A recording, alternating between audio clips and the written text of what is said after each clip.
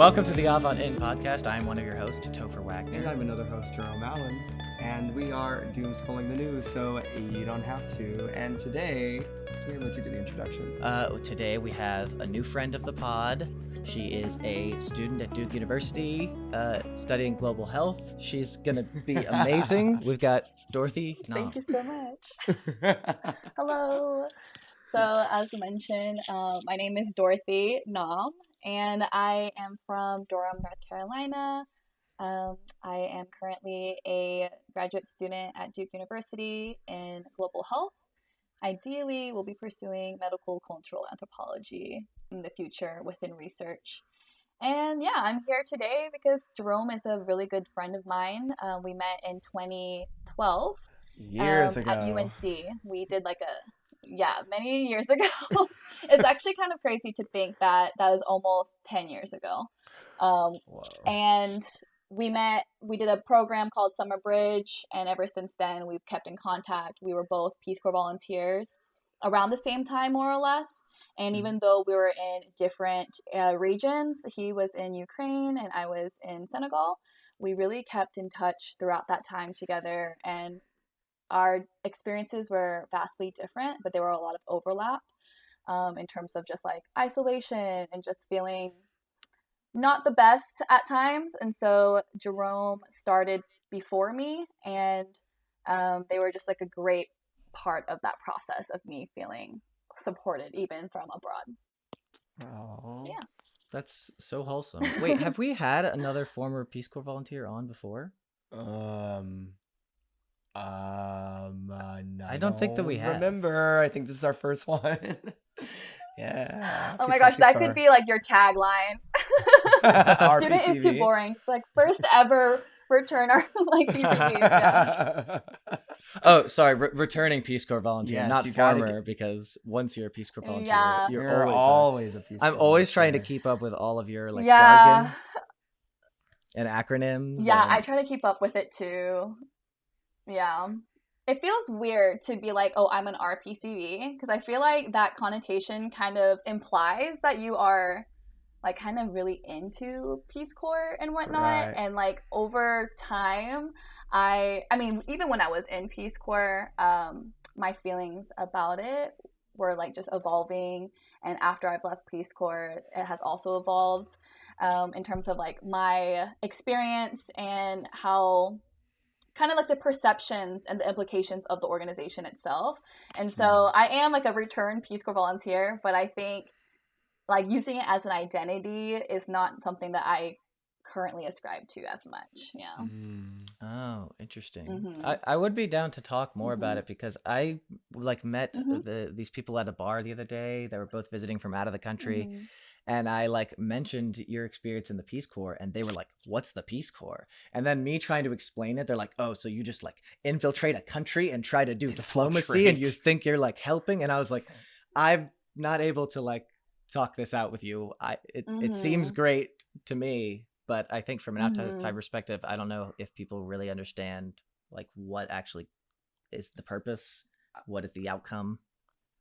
I mean, there's so many answers to that, right? I mean, Right. It is a form of soft power. The fact that America has the ability to send young people out into developing countries in order to do teaching or do agriculture or to do health or whatever it is. But I think at an individual level, it was just me in a school in rural Ukraine for 2.5 years. Right. So it's like, I don't know, it's kind of different in the way you interpret it. Like, I impacted my students, my students impacted me, but does that diminish the fact that it is sort of hegemonic for the U.S. to be able to do so? I don't think so. I think they can both exist. Yeah. Well, I think that's probably the case for most people, right? Mhm. That they're having their own individual experience For there, sure. and you're maybe not thinking about any of the like grander scale of it. You're just seeing if you can have an impact in whatever community they send you to. What do you think, Dorothy? For sure. I think that, having all these feelings exist at once is something that I am too familiar with, and just trying to like navigate, how do I define this for myself? How do I define this on a landscape where other people can also identify with and understand? So for me, prior to joining Peace Corps, I think similar to Jerome, just being like aware of the implications in itself. So yes, it is, a lot of young people. There are like a few outliers where some Peace Corps volunteers may be a little bit older, but mostly it's like straight out of college grads. And going in, I'm like, I have an interest in health, and so I was a health volunteer. So I have a lot of interest, and I want to work in health within the health field in the future. Does that mean that I am the most equipped person to be in an area that is also one of the most vulnerable in a lot of different factors that we can really go all day in talking about? Those type of things like can be seen very black and white, and so I think I can be a very black and white person. So that can conflict with all these feelings that I do have in itself. So for me, I really wanted to make it a point that I'm doing this really because this is of my interest.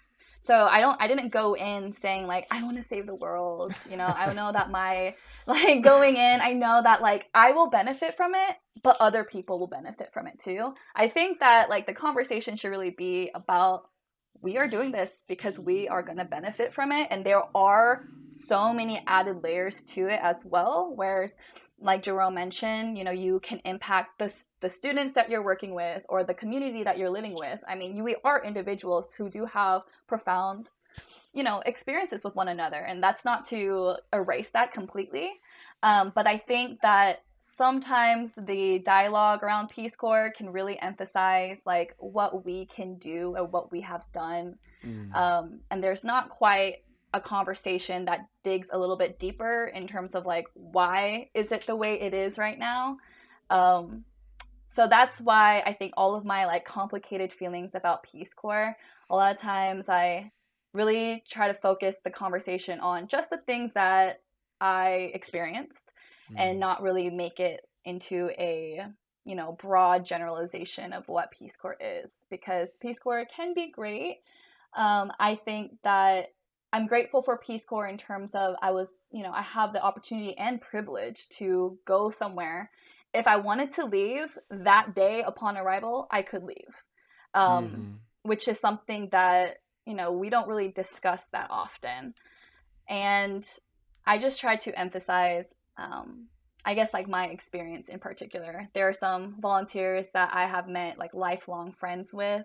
The community members that I've lived and worked with are also someone that I keep in touch with regularly. But it's more so like this view on my life versus like, how can I make this connection with like, how can I connect it to some profound like theoretical thing, Yeah, I can agree with that.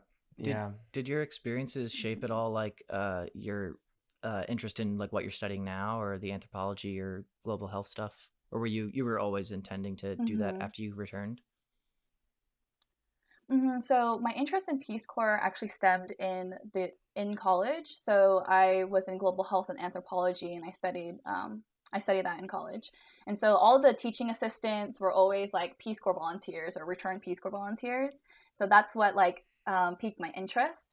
And my biggest thing is, not wanting to be like this armchair anthropologist. I don't want to be talking and studying about different cultures if I haven't even really been able to integrate into a culture in itself or into another community. And so all of those components that Peace Corps lays out for us and offers is not necessarily something that everyone, like, that's the intention of joining it. I think Peace Corps like gives this very open floor of like, it can really be for a lot of folks depending on their interests. I know that Jerome did a lot of theater, right? Yeah, I started a theater camp, which I think is which I think that is like amazing. So differently, like integrating what our interests are, but also still making sure it aligns with the community and their interests. That all of those components and all those things that you really have to focus on and not neglect, because if you do, you're neglecting the people that you're working with. All of those components are things that I really wanted to like tackle and address and hone for my own personal and professional development. And so I think that Peace Corps, it wasn't like it gave me an opportunity. It gave me an opportunity to just expound on the things that I was interested in. It didn't necessarily like give me more interest, if that makes sense. Gotcha. And I think going back to what you said earlier, something I also had learned was like, there is just no such thing as total absolute altruism all the time. There's no way for someone to be like, I am selflessly doing this for 27 months. Like, I had to get over that fact that having this like facade of like, this is for everyone around me and not for me, was just like, I think, a lie that is peddled to volunteers to have to be that like do it all, do everything American, when is at the end of the day there has to be some selfish reason for being there, whether that is like personal growth, whether that is because I generally just feel joy when I get to see my students happy. Like, I think it just can't be this like shiny, I'm the city on the hill like type of thing. Like, I don't know, to me that's a lie. For sure. It always left like a really bad taste in my mouth when I would interact with other Peace Corps volunteers, especially like in Senegal, because we do a lot of trainings and interacting with one another, and that was something that I did not know prior to joining Peace Corps. I was so excited. I was like, I can be like in my community. There's like this stereotype for Peace Corps volunteers who like never leave their site called site rat. I don't know if there's one in Ukraine for Peace Corps volunteers, but yeah, like a site rat, you just never leave. You really only go and interact with other Peace Corps volunteers if like it's like mandatory pretty much. I wasn't quite like that, but I did go in like saying I didn't join Peace Corps so I could really get to know people from back home or things like that. I mean, that is an added benefit, but for me personally, I was just so excited on just going to another country and really immersing myself. So it was a reality check and also a culture shock when I was interacting with other Peace Corps volunteers, because I went in thinking that we were, naively thinking that we were all under the same like impression, and a lot of the rhetoric that was pushed and talked about amongst other Peace Corps volunteers was this altruistic, like, I just gave up my life back at home, and all this stuff. I sold my 2 cars to come here. Yes, exactly. And then with that, people don't really talk about like the sense of entitlement that comes with those sentiments. And it's like, your village, can we swear on this?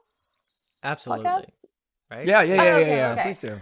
I was gonna say, like, if you go to your community, like, they don't give a fuck if you had to sign your lease, you had to end your lease earlier and all these things. Right. And I tend to like get on my soapbox, and it kind of seems like I'm minimizing the things that people do have to go through to be a part of Peace Corps, and that's not to like say that doesn't matter. I mean, there are parts of like your luxuries that you will forego, but that is a decision that we are making, and that is a decision that we have a privilege of making. So as soon as like I would say anything along these lines, it's like Peace Corps volunteers would be like, whoa, like, let's settle down, like, let's go back to the fact that we're here and like we don't have to be here. And I'm just like, okay. So that was interesting. I remember my first like outing. We were at DC for our orientation, and so we went out to eat. And I'll never forget, we were sitting at a booth with like 4 or 5 other Peace Corps trainees because we weren't quite volunteers yet. And I just made a comment like, anyone who voted for Trump is inherently racist, sexist, like, all the everything. And I thought everyone was gonna be like, yes. Instead, it was, whoa, I wouldn't necessarily say that. And it was like 3 people around me talking to me about like their uncle and their daddy voting for Trump. And I'm just like, that's not what we're going to do right now. And then we watched a single story where it was Adichie's A Single Story, where it's often kind of used a lot in a lot of these like D&I or like diversity and inclusion talks. And those same people used that and told me I cannot single story people who voted for Trump. And I was like, you did not just do that. So it was really like, that was like my constant 2.5 years of Senegal, like being in Senegal, or being in Peace Corps, I should say. I really want to separate the fact, like, it's not Senegal, it's the Peace Corps. Yes. And so being in that mix was just like not good for my own mental health. It really created this dissonance of like, well, I thought, it would actually be really hard to be in country like as a Peace Corps volunteer, and you would be relying and like leaning on other Peace Corps volunteers for that support. Whereas in the beginning, I just did not feel that. I felt very disconnected. I remember this one conversation I had with a Peace Corps volunteer, and she was saying how, I bet you, and this was like in 2018. I think Trump got elected in like 2017. I'm not. Yeah, 2016. Inaugurated in 2016. 26. Oh, I'm sorry, 2016. Yes. Okay. So I think this was like either 2017 or 2018, and one of my Peace Corps volunteers, like in my cohort, said, I bet you if Trump did Peace Corps for 1 week, he would come out an infinitely better person. Oh my God. Yes, and I stared at her. And I straight up was like, there are people who are straight up homophobic, who are straight up racist that come into Peace Corps, and they will leave just as bad when their time is up. And we see that time and time again, and it was always so frustrating. And I remember last summer, with a lot of the protests and the Black Lives Matter movement, we did not hold back when it came to calling folks out, because it was very much people who were talking on the group chats like, oh, this is a talk you can go to, or this is a resource that you can look into. And I'm just like, before y'all jump the gun, like, we need to address the fact that y'all gaslighted me and a lot of other volunteers literally last year. So you need to walk, like, you need to crawl before you run, and act like you have the tools to be able to discuss these sort of things. So. We weirdly had a very similar situation where it was like this come together, like, big call that everyone got on from like former volunteers that me and another person co-facilitated, and it was this strange amnesic moment of like, wait, you don't remember how like POC BIPOC volunteers were like screaming about certain issues, and all of a sudden it's like, oh, it has importance. It always had importance. You're right. It was a lot. I mean, I just remember one day talking to one of my friends about how I held back. I was like in the midst of just writing something out to folks, but I was like, you know what, like, not my place right now. Like, I don't want to be distracting, XYZ. But then the next morning I wake up and I see this notification on our like, group chat, and she like just said it, she said it all, saying like, do y'all remember? Because I remember. And then she talked about those things. I'm like, that dialogue is incredibly important. There was a lot of like defensiveness, a lot of like, I'm sorry's, and now I'm learning. And it's like, yeah, but when I was right in front of you and letting you know, like, I'm not even talking to you about me. Like, I'm not even telling you to stop being problematic because you're hurting my feelings based on my own identities.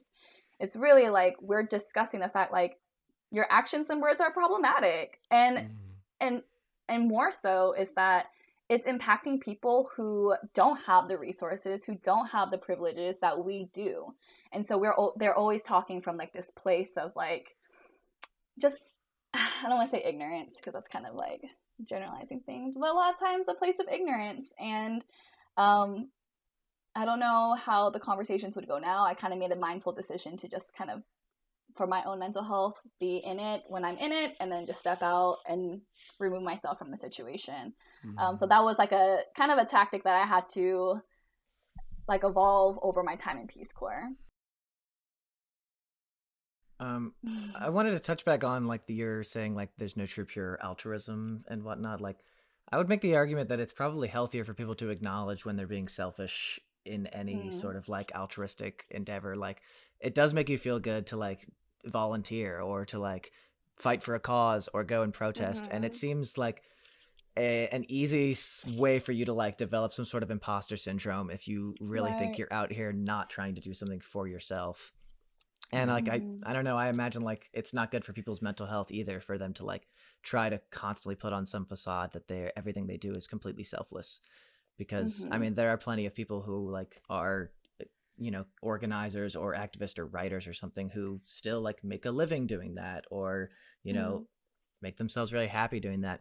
And I don't know, I just think maybe there's a case to be made that like that is a good way to get people more motivated to want to volunteer. I can see that. Or want to fight for a cause. I mean, if that was, I guess it's like two things, right? Like, is that going to, if you put that on a website, like, come selfishly volunteer.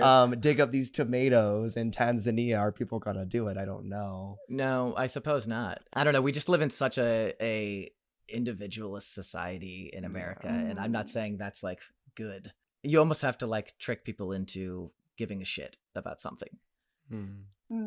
Yeah, I think that there definitely is room for that for sure, because I think that is a strategy that a lot of these organizations tend to adopt or adapt, but it's still in a way that's like not doing their due diligence.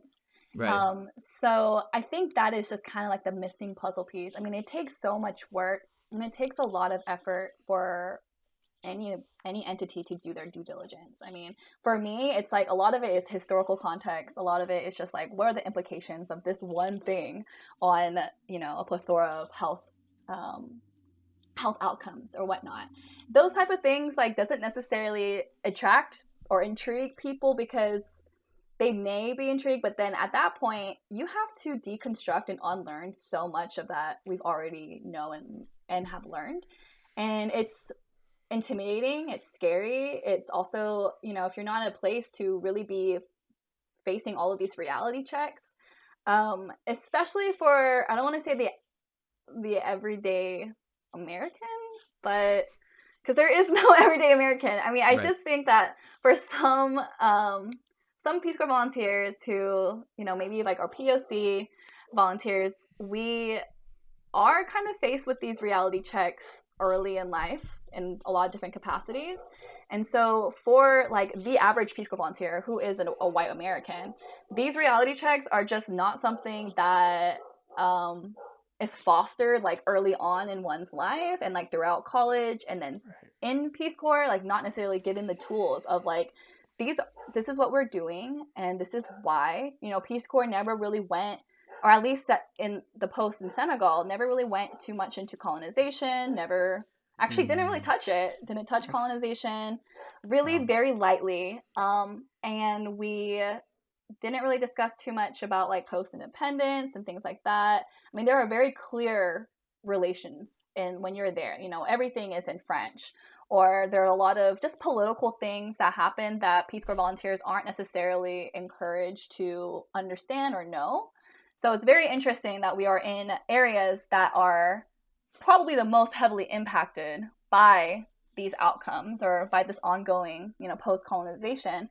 And we're not really given the tools to actually address, because, and I don't know if we would be even able to be given the tools, not to say like that is the solution, but it's just that conversation that doesn't necessarily exist unless the individual Peace Corps volunteer will want to dig deeper. I do think that volunteers of color are more prone to like be willing to negate American exceptionalism, whereas many white volunteers, as you said, have to do more work in order to negate this, because the system has worked in their favor, whereas it is quite easy to believe the American government is not this this echelon of excellence because of so many atrocities committed against BIPOC Americans in the last 400 years.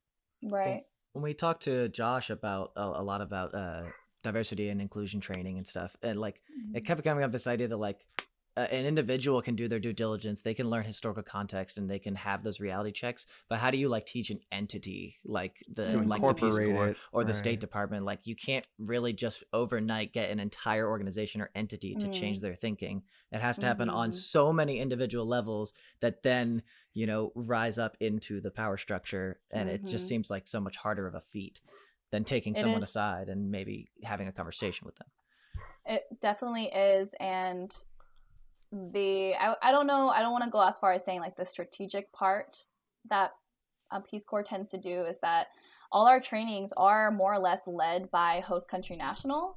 Yeah, that's true. And I think a lot of Peace Corps volunteers, like, you know, will listen to we'll go through all the trainings, and I think, you know, when you are hearing someone who is from the country say the altruistic things of like, you know, you guys really gave up a lot of your luxuries, like someone will even take that and run with it, and they're like, oh, well, like the person that's from this country, like they want me here, you know. And that's not to say like to minimize those statements at all that were made by host country nationals. I mean, you can talk to people who are in my community who would say the same thing about me, but it's also because like they really like me there, you know, all of those things. And so it gets hard because when you make this argument about like what is the correct approach, there are people who will kind of cut the corners and say like, well, you know, you do say community input is necessary, and if you talk to people in my community, they all love me, they think I changed their life. So all of those things, it gets really complicated. And I mean, if you're in I feel like I had the most close relationships with the language facilitators in Peace Corps, because they're all from Senegal. They are like born and raised, went through know multiple languages, and are like employed or contracted by Peace Corps to do like, you know, 6 months of language training for Peace Corps volunteers. And they're the folks who really are like in the know. They will be the one to tell you, like, they will be able to go into your community and, I wouldn't say blend, but, you know, just like talk amongst one another, and it's easy. Versus the people who were the technical trainers or the technical team, they're the folks who are like in Dakar all the time, and maybe were born and raised in the city, and going to, you know, they often did site visits. So like once a year or like twice a year, someone from the technical team will come and try to see how everything's going. And they may only speak French and Wolof. And so they won't be able to speak the local language. So already right there is this disconnect. That's interesting. Right. Mm-hmm. So there's a lot of languages throughout Senegal. So, and then there are some languages that are seen as more, you know, French is, if you speak fluent French, that means you went through the school system and you've probably had the resources to be, you know, able to speak French fluently and work in a capacity in this sort of nature. And then there are other local languages that it's more likely that they didn't have a lot of resources, or they're a part of the country where that is not reached there. So all of those things, I think over the 27 months, it's plenty of time to kind of think about, investigate it, have so many conversations. I had conversations with just random people in the car. Sometimes they'd be like, well, why are you here? Like, we don't need you guys. And I'd be like, for real. Like, I wouldn't be like, yeah, you're right. Like, I don't need to be here. But I would agree with their statement. And a lot of times, like, we would have really good conversations. But I do know that on the other side, if a Peace Corps volunteer hears that, they may tend to get defensive. So all of a sudden, it's not what the community wants. It's like, oh, these are the Peace Corps statements, and this is why we're here. We have these 3 goals of like promoting friendship and whatnot. So. I mean, I think, see, yeah, it gets so complicated at that point, because I know when I did certain camps and we were able to provide like a safe space for queer Ukrainians to be able to just speak openly about what they face in Ukraine, and because it is an extremely homophobic country when it comes to just like open visibility.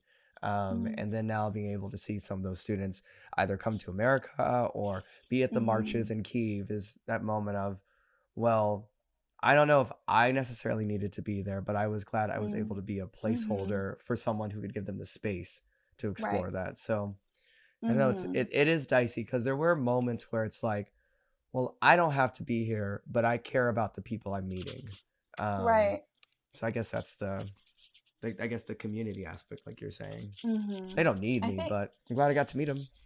Right. I think it's like just attributing so much of our lives and personalities and thinking processes to entities as well. Like I don't know if you went to UNC as well, or. No, I went to UNCW. Okay, cool. So I guess like we can really say this about like any college institution, but like UNC, you get me on my soapbox and I'll probably say a lot of different things, like a lot of similar things that I'm saying about Peace Corps. But I'm also like immensely grateful for my time at UNC. Not necessarily like I'm not immensely grateful for UNC, but just the enriching time that like those 4 years were for me. And so that's why I think it is so hard for us to be able to have this sort of conversation, because I can go on forever about those 4 years and how much I've learned and grown in that time, and still be able to like separate it from UNC. But as soon as we have this conversation of like, oh, but I thought UNC wasn't so great after all, it gets hard, you know? Yeah. But I guess, like we said, it can be both, right? It Right. can be, it's just not just one thing. Yeah. I think also just allowing oneself of opportunities as well. And I think that's just important for me. I always want to make decisions based off of, I do tend to be, like I mentioned, like black and white, just like, let's see pros and cons, let's just make lists. But then I'm like, wait, Dorothy, like, you're human. You are made up of so many unique experiences and so many important things that shaped you. You need to be able to acknowledge that and like extend yourself compassion within that, so you can allow yourself opportunities and not feel guilty and not feel, you know, I think that that's another thing. We can have these conversations and be able to separate our guilt from it. I think that is why it's really hard for, you know, whenever we talk about topics within race or social issues, a lot of POC, in my experience, we've had very enriching conversations where you don't have this element of like, I feel guilty. You know, it's just like this acknowledgement of like, this is what it is. Like, let's keep moving. Let's keep talking. Versus sometimes when you attribute a lot of things, when you talk about things that are attributed to a lot of like personality and like very hits close to home, I think it's hard for people to be able to separate that emotion. Yeah, I mean, I would agree with that. I wish I had more to say on this because I just got that book that's all about this. But they like in the first intro chapter of what's it called, a joyful militancy, and talking about how like radicalism causes a lot of like, just being a radically involved person in politics like creates a lot of anxiety and a lot of pressures, and people tend to put pressures on each other, or they feel that on themselves. And we forget that there is like something positive about these movements, and like especially the thing that you're aspiring to is so positive that you have to find ways to still see the joy in it and sort of enjoy the communities that you're creating, even though the thing that you're fighting against is so abominable and so terrible. And I think it's fine to also like take a break too. I mean, the movement can wait at the end of the day. If I didn't learn anything at UNC, I'd learn that. Because it can be, I can't wait for your thoughts on that book, because it's easy to be pessimistic when you're working in radical politics, but it's also easy to be optimistic, because we had a city council member running who is extremely optimistic about socialism in NYC, and how that it wasn't about, oh, the system's so terrible, but it's like, oh, look what the system's hiding from us. We have so much here. Right. And I think maybe that uncovering that, like, there's so many new opportunities is what makes it exciting, versus like, I don't know, the gloom and doom. Yeah. I mean, I guess it's just about like checking some of your emotions at the door, or just learning how to deal with those things at the right time, I suppose. And it's definitely hard. I mean, these topics that we're talking about are, you know, intrinsically related to our own humanity as well. So it's like, whenever, just bringing it back to Peace Corps, whenever, you know, I would feel just mad or angry, I would just be able to draw on the fact that it's because I felt very just misunderstood or unseen in that way. And so going into Peace Corps thinking that we would be all on a similar playing field of like, yeah, this is what we want to do, but like we also know the reality of things. I thought that would be more of like a conversation that's accepting, but it was very much not so, and I felt very isolated in my own ways of thinking, which is something that which was very difficult for me in the beginning of Peace Corps, because especially at UNC, it's a very similar landscape of you really have to find, or I really had to find my community. I had to find my people at UNC. And I think that over those 4 years, I felt like I was able to thrive with my folks. And then going to Peace Corps, I thought that would be like the next step, you know, like, oh, this is even a more refined search of people, you know, who want to do this very common goal of like all the types of goals that we want to do. So I thought I would be able to see more like-minded folks in that way. I agree. But it very much was kind of like the same thing of like high school never ends. it was very much like that. Like high school never ends in college. Had to find my people who made me feel seen, who made me feel supported, and who supported me. And that was the same way in Peace Corps. I think the running theme, a lot of it is like these are big institutions and they are white dominated, pretty much in all those spaces. So I think for me in particular, it's hard to talk about Peace Corps without, me talking about my own experiences in my past. And that's when it becomes more complicated, but I don't think that the goal is to make it less complicated. I think it's the fact that like we're talking about our humanity. We're talking about things that are so tied to our everyday life that it's going to be complicated. It's going to be overwhelming.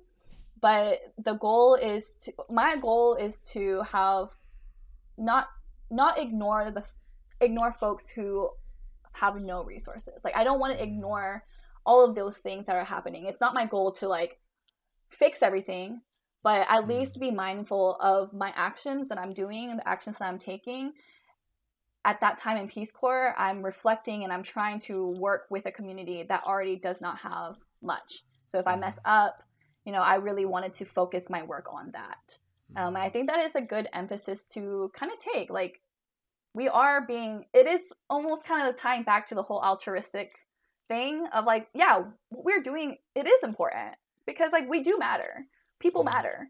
Yeah. And I think that is like a good thing to remember and keep in mind that like I am proud of myself for doing Peace Corps because of all my experiences that I had during that time.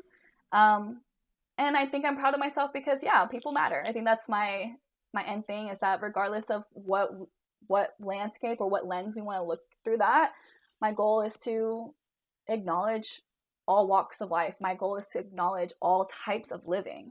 And I didn't want to just be in my own bubble and not understand that in that type of way. So. Well, I'm going to have to call you out there because I know you killed a spider and a scorpion. I did. Their lives are valid too. I matter. There was a lot. Like, it's so funny. I don't know if Jerome feels similarly, but it's so funny because, like, even to this day, there are things that I want to talk about for Peace Corps, but I don't want to be that Peace Corps person of like, oh, when I was in Peace Corps. Yeah.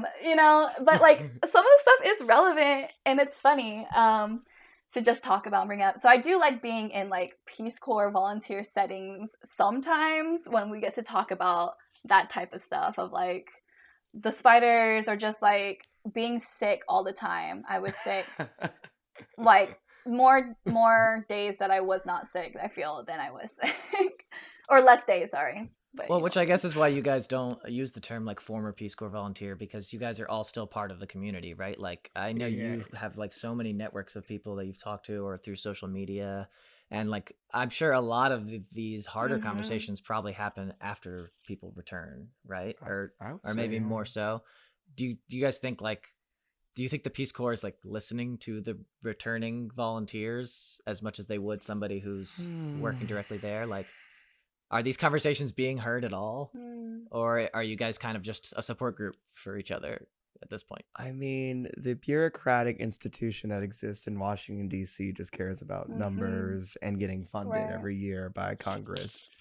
But the individual headquarters in our countries, I think, do listen to us. I mean, we do the feedback, and if I were to email my my state or oblast manager like, hey, like I was thinking about this, blah blah blah, he would definitely respond.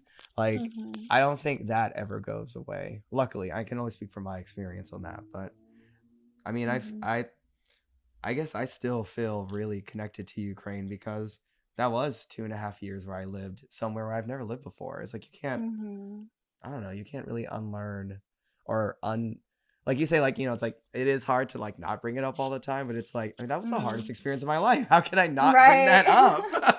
I was like, shit, I thought I'd been through stuff, but now like I was like, this is humbling. I went into Peace Corps being like, I've already been humbled in life, like I've lived in America, like shit's going down here, like I've been humbled. And I got there and I was like, damn, like there's more for me to be humbled. And yeah, it was really hard. And the conversations, I think that like Jerome had mentioned, in country, people do there are more ways to facilitate these sort of conversations. But if I'm sitting across from someone who's working for Peace Corps and they're hearing me say all this, like, they're probably not going to agree because of the fact that they work for Peace Corps and they want to, they want to advance this organization. And I totally understand that standpoint. I remember we had a whole conversation on something, and our assistant country director was like, but you were trained on it. And it's like, girl, 2.5 hours of training ain't nothing compared to dismantling white supremacy. What are you talking about? I know. It was I will never forget this one conversation we had. So I don't know if there's something similar in Ukraine, but I think in a lot of countries, there's that one word for Westerner, or like people will see a stranger and it's like very clear that they're a foreigner or whatever. So in Senegal, it's called tubob. And oftentimes, like if you're in like a regional city or whatever, or regional capital, a lot of kids will be like tubob, and like run and whatnot. Sometimes you'll go to like a small boutique to buy something, and someone might be like calling you a tubob. Or I had a name, Mariama, and there are several Mariamas in the community, so sometimes the way to delineate was like Mariama tubob, and it can be like oftentimes a little bit, annoying if you're just surrounded by a lot of children just screaming tubob at you, but also like a term of endearment, like Mariama tubob was like their way of saying like, this is me. But the conversation about microaggressions, it was like a diversity and inclusion session taught by volunteers. So that's another thing that we can discuss another time, but taught by volunteers to teach 40 of us about microaggressions. And so quickly, the conversation turned into Peace Corps volunteers saying, we need to do something about being called tubob. And I was just so upset because our language teachers who are from Senegal, like they are often called tubob. Oftentimes it's like, not just about like if you're a foreigner, but it has a lot of different meanings. Like if you went through the school system, or like you're more westernized in that way, even in the way that you dress. Like they'll call you a tubob. And so all of those things didn't seem to really matter, but it was just about microaggressions. And I just remember like screaming and being like, we are not followed throughout the store. Like we are told like, tubob, please buy this from us or whatever.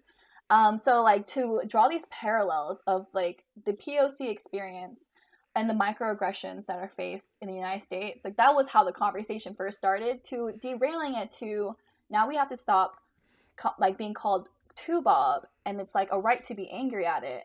And I was like, but people call me Chinois, which is Chinese, and French, but I don't hear y'all like being upset about that. Is it because I am an Asian woman and like you think like, oh, that makes sense for you to be in Senegal and for people to be like, oh, Chinois?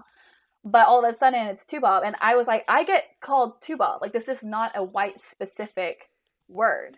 And, all the POC who were saying all that just got gaslighted. At the same time, it's not a welcoming space. So it ended up just being more so like me and another friend of mine who was speaking and just being shut down repeatedly. And then I was told that I was microaggressing by saying that being called tubob is not a microaggression. And I was like, at that point, I was like, y'all win. Like, that reverse Uno card, like, I tap out. This is it. So, like, I'm sorry. I don't want to be in this anymore. At that point, I was like, I have done my time in this conversation. Yeah, I mean, really getting into it, they definitely face that same, like, the first time I was actually called the N-word was in Ukraine by children who like knew no better, and then like having to tell that to host country nationals, like, yeah, like that's not an okay thing, and I'm saying like, well, they don't know, or blah blah blah, and it's like, no, that doesn't take away from the fact that it's not okay. Like it's right. No, it is.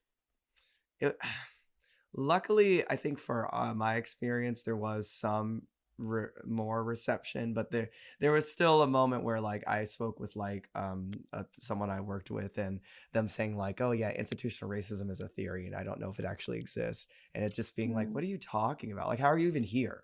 Like, how did Peace Corps let you in and you not know that these things exist? But as you said, like, I mean, I think it was that sense of leaving UNC or leaving like this liberal arts university, and you'd assume that like, well, I guess everyone had to go through the same rigorous process to get into this program, because it's not easy to get into Peace Corps at the end of the day. It's just so many hoops to jump. So it was just that strange, like, I guess that wasn't a part of the vetting process. Right. So that's my Peace Corps experience. Yeah. Yeah.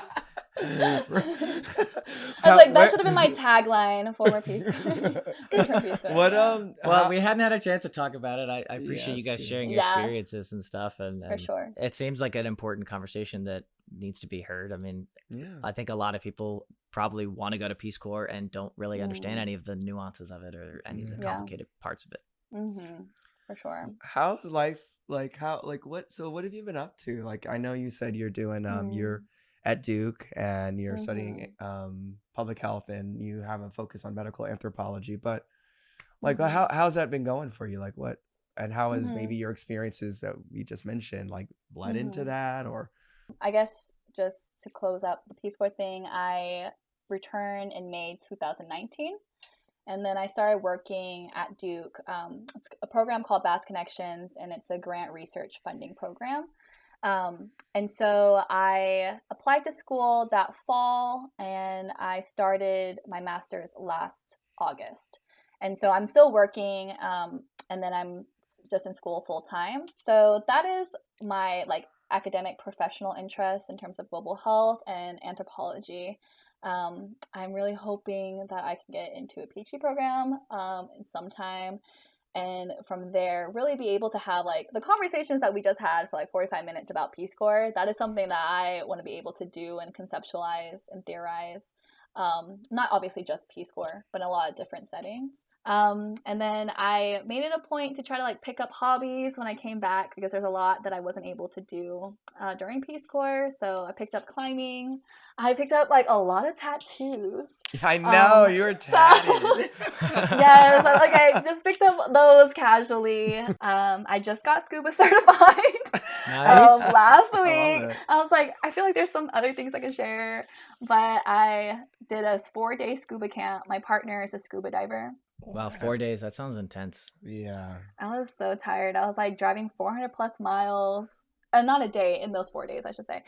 And like the tanks were heavy. Everyone was like carrying them with like one tank each hand, and I was just like struggling lifting it up. But it was a lot of fun. That was another thing that I brought up to my partner, how climbing was and is still an effort that I have to make. It's not a inclusive space, and we can like talk more about that if we want. But climbing is not the most inclusive space, so I had to really make an effort on like claiming my space, claiming my time there, and not holding back because I don't really see a lot of representation. I don't feel as welcomed when I'm in that space. And I kind of made like a passing comment to my partner, like, wow, like I go from climbing and then now scuba diving, which is still like very much of a similar demographic to climbing. And all of those things are very interesting for me to just observe and look into, because they're very closely tied to environment. A lot of climbers will climb at the gym to also climb in the wild. And, you know, there are parallels to environmentalism and the policies. And there's a lot of conversations and efforts about that within these communities, you know, keep our oceans clean and this and that. But we also have to address who is impacted by it all, you know? Like there's a lot of missing conversations within these spaces. And then you'll soon, you know, it's quick to find that once you actually do touch on those conversations and topics, it's not the most welcome and investigated. I definitely know there's a lot of at least Black environmental anthropologists who are talking about just making it more of an effort to get Black folks like out in nature. And of course, I mean, the reason of not going, I mean, it can be generational trauma, it can be money, it can be many, many things. But it seems like the act of resistance is actually like reconnecting with outdoor sports. But I mean, it is unfortunate that when you go into these like private spaces, there isn't. Right. I'm jumping a story, but I remember I was working for some nonprofit, I don't remember, and it was in Manteo, North Carolina, and they were like, how do we reach out to people of color? And it's like, how about you go to the community? How about you talk to people in the community? And it just seemed, and it's just so, it's just weird, like pie in the sky of like, oh, I want more diversity here, but I don't actually want to put in the work of like creating, like you said, an inclusive space, which is like you know, the Peace Corps thing, a structural rewrite. But exactly. You know. Exactly. My family like runs a scuba shop in Greenville, and I know just in the past few years they've been doing a lot more like outreach to underserved communities as far as like going and doing free try scubas and whatnot. But at the end of the day, like it's such an expensive hobby that like any sort of like inequality financially is going to keep people out. And so like their core dive group is not very diverse at all, but they've got like a youth group program that tries to like talk about conservation and the ocean and things like that. So I don't know. I think the sport or hobby of scuba has a great opportunity to maybe, if they got more government grants or something, to expose people to, I mean, it's science. Like if you start scuba diving, you're going to naturally develop a more interest in marine biology or conservation, and it's definitely a good opportunity to connect those things. But and I think as like people of color, or like whatever identities that are maybe in conflict of whatever hobby or sport or any venture that we're trying to pursue, it is hard because we always have these conversations of like, okay, well, I don't want to disallow myself this opportunity. Like I know that like I want to do this, so I should, but that doesn't mean that like we are easily ignoring kind of the traumas that come with that. And it's really hard to make that I don't think we ever really make a decision in a way. It's like I'm just living my life, and I'm trying to be aware of these processes that occur, because I didn't want to say like, oh, because there are no, you know, there's like very little representation in climbing, I don't want to climb. But I would never ever say that that's a ridiculous sentiment if someone told me they didn't go climbing because of XYZ. I'd say 100%. Like I completely understand, because even when I go to the climbing gym right now, like I'll go after this, I do have like a heightened sense of anxiety when I walk in, because I make it a point to not really surround myself in all white spaces, and that is something that I grew up in all white spaces up until like high school, and then the high school and college was when I really made it a point of like I need to protect my peace in whatever way. I'm already in like white American society all the time.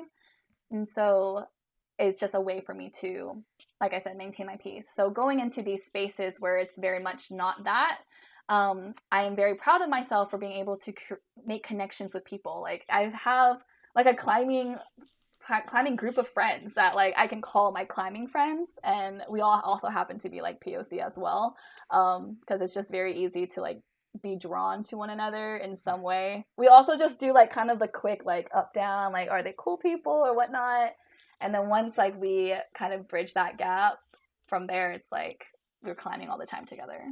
There's a lot of trust involved in that too. Do you guys do like personal belays and stuff too? Like I feel like there's a lot of like trust you have to put into someone, so I could see how like anxiety around that would, like, especially if you're a loner, like already it's kind of intense. Yeah, and that also is like for scuba too. Like, I think both sports is like not in my element, because I very much appreciate my senses, and I like I want to be able to communicate with words or with like emotion. So like when you're climbing, you're really like in your zone. Sometimes you might hear voices in the back like, oh, grab this thing or grab that. If you're bouldering, you're not, you're just free climbing. But if you're being belayed, then I usually very much trust the person who's belaying me. But, you know, one or more senses will be gone during that process. So for me, especially in scuba, it's like, dang, I can't use my words. Like, I talk so much, and I have to really just be here and not say a thing and just use hand motions. But I consider that to be like a good challenge for me, because I find it, and you probably can tell by this conversation that we've had in this past hour, it's really hard for me to have a quiet mind. Like my mind is always like racing through a whole bunch of different things. And so in climbing and in scuba, that's not not that I'm like an advanced scuba diver or anything, but like in both cases, you really cannot be thinking about like random shit. You got to really be focused on what you're doing if you want to do it well and if you want to be safe. And I find that those avenues have been good for me as of now. Maybe later on, if I really want to get deeper into meditating and yoga and whatnot, I just have always found it really hard to be still. So I'm trying to make it a way where it's like, how can my body be active? Because my body needs to be active while also maintaining some level of stillness. So I think having those intersect is something that I'm proud of myself for being able to come to that conclusion, and I'm hoping to like keep going with it. Do you think you'll ever take your parents scuba diving? I don't think scuba diving. My mom has gone climbing with me. I think that a lot of my inspiration in terms of like why I like to just do random things is my mom is like that. So growing up, so we moved to the United States when I was 3. And we moved to Kansas, and she was a nurse until I was like 14, 13. And then she's now a professor, and she teaches nursing now. So her story, I could honestly have like a 5-episode podcast on just her story. But she is now at a point in her life where she's able to enjoy life. And I am very grateful to be able to be at an age where I can see that from my mom, but also learn and adapt that for myself. Because I think that a lot of times growing up, saw my life as like a matter of the circumstances I was given. And especially with seeing the ways that my mom had to kind of struggle a lot, I kind of felt like, okay, well, that's my, the person I'm looking up to. Like, that's probably like what's destined for me as well. And I think it's just so great that I have, and like she has the privilege to now be at a point in her life where she's enjoying her life, because that was so crucial for me to see that. So I think that's why I am just inspired by her, and like apple does not fall too far from the tree. People are always like, you're just doing random shit. And I'm like, yeah, I probably should go to therapy for that. Like there's definitely things within that why I'm doing all these things. But I think in the process of just being mindful of like what actions I'm taking, I also want to be also just kind to myself and know that I don't have to attribute so much meaning into everything. And in this conversation, you can see that I attribute so much to like, why am I drinking water from this mug? Like all of those things. It's like so simple, so straightforward, but I just have to like conceptualize, and I just have to see all these nuances to be fair. I won't get too much into astrology, but I have a lot of Libra in my chart, so. Well, we'll have you back on to talk about the stars. Yeah, we'll have to have an astrology. You. We should have an astrology episode. I don't know much about it, but How are you What are like y'all a true signs? expert? I'm a Virgo. I'm not Taurus. a true. Okay, Virgo, Taurus. So y'all are both earth signs, and I'm a Leo. It's a fire sign, and that's why I have this tattoo. Whoa. So my brother and I are both Leos, and we are both born on the same day, 3 years apart. And so I just think that, and I do identify a lot with being a Leo. Leos are known to be very prideful, sociable, loyal people. And my dad calls me Papillon, which is a butterfly in French. So I got this for him. And then a rose, because my mom has a rose tattoo to cover a burn on her arm. So this is like my family portrait tattoo. Wow. That's amazing. And so I do like astrology, and so that's why I do have that, but I'm not an expert at all. I'll make TikToks about it. That's about it. We gotta get out of I don't even here. know how long this episode has but been. it was so Might have to heartfelt. cut it down, but you were a really fun I guest. know. Thank you so much. This was fun. This is my first time ever being on anyone's podcast. Oh, First but not awesome. last. You're the friend of the pod. You're friend of the pod. Friend of the pod now. Thank you so much. Thank you for listening to the Avant In podcast. I am one of your hosts, Topher Wagner. And I'm another host, Jerome Allen. Thank you to our guest, Dorothy Nam, returned Peace Corps volunteer, which is now the first returned Peace Corps volunteer we've had on the cast, aside from Yes. Yes, please, thank you so much. do you want me to plug your TikTok or something, or? Oh, not my TikTok. But you can plug in my Instagram. You just mentioned it, and I was like, wait, do I need to plug the TikTok? I did. I just kind of like word vomited. But yeah, my TikTok is actually not really a platform at all. Okay. If you want to follow me on Instagram, _DNam. _DNam, please check her out. Such an awesome interview. Thank you so much for sharing your experiences in the Peace Corps and for everything else we talked about.